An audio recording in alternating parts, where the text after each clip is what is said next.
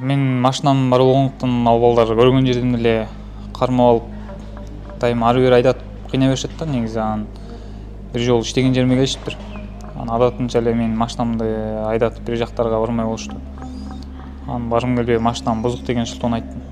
Айткандарыма ишенбей киши жок жерге алып барып анан сабай баштадым мен. Анан жанында мага окшоп огон токмок жеген дагы эки балдар болчу. Бирөөсүнүн мурду сынып, бирөөсүнүн көзү көгөрүп калган экен да. Анан бир убакта жерден таш алып эле уруп жиберди мени.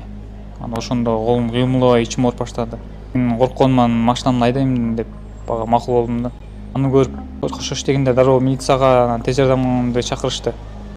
Анан эгерде милиция же үйүмдөгүлөр бул окуяны билип калса, кылыч мени сабамак да. Ошондон коркуп дароо үйгө качып жөнөдүм. Анан үйгө келсем атам аптымдар уже милиция менен кошо мени издеп жатышыптыр да.